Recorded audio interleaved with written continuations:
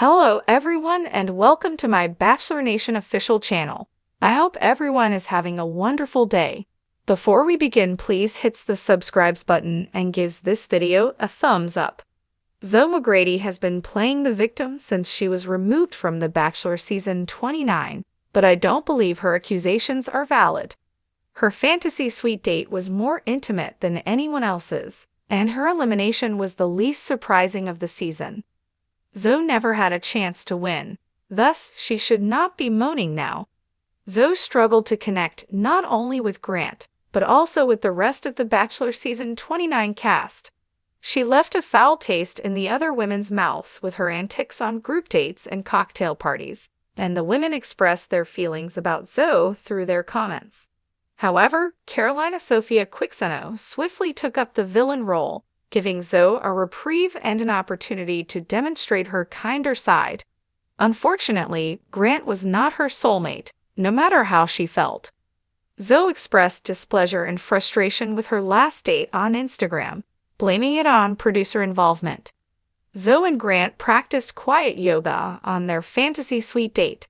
The stillness was enforced even when Grant attempted to whisper to Zoe.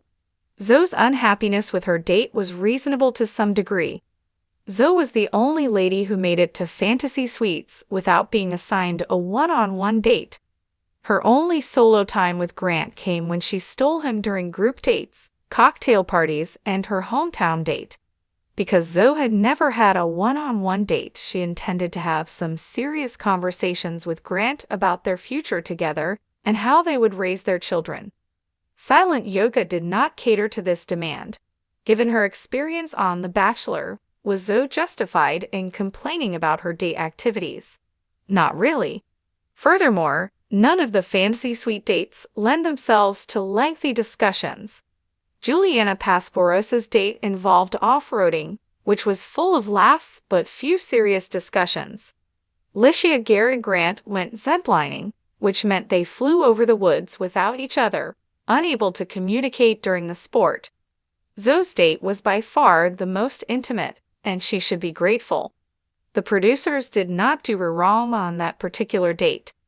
Zoe was obviously attempting to stir the pot and create more controversy after she was evicted. Zoe was never going to win the ABC dating show because she made it to hometowns without a one-on-one date.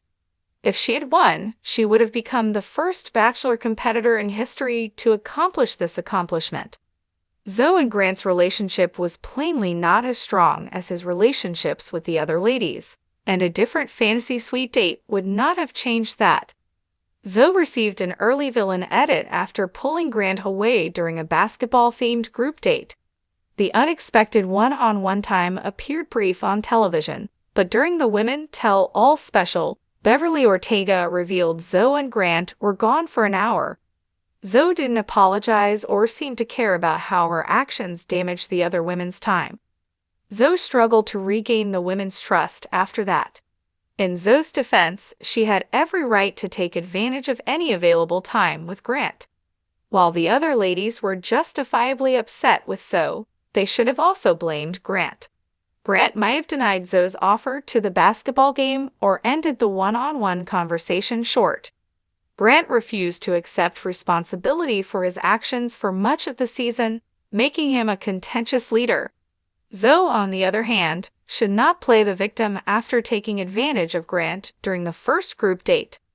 Zoe utilized her disagreements with the other ladies to connect with Grant.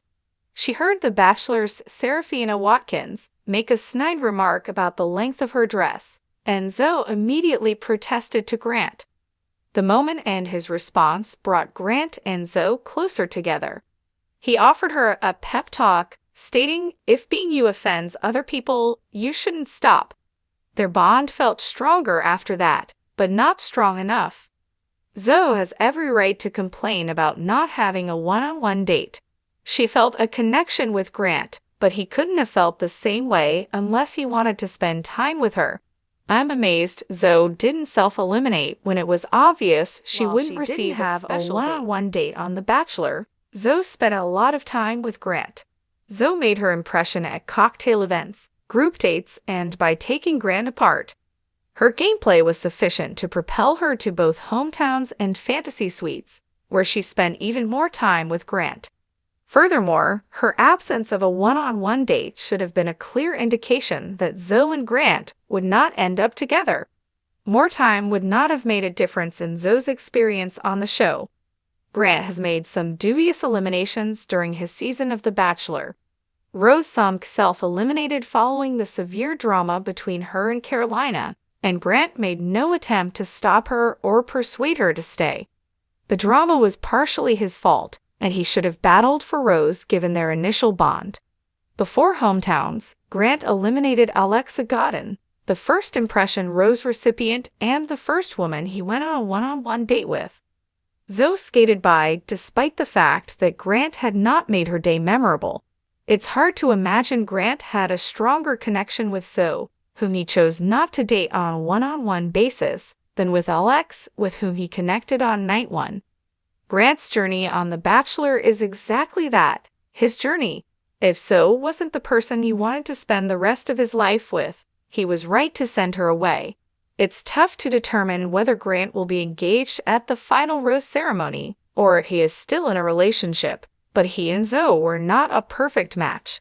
Zoe's victim behavior makes no sense in light of the season's events.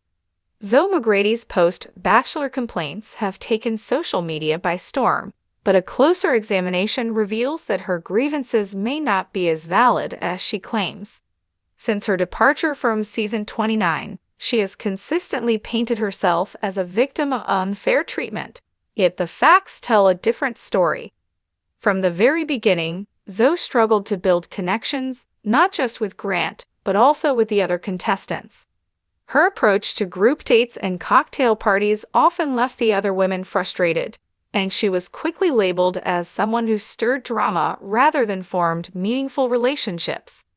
While her villain status softened once Carolina Sofia Quigzano became the primary antagonist, Zoe never truly bonded with the group.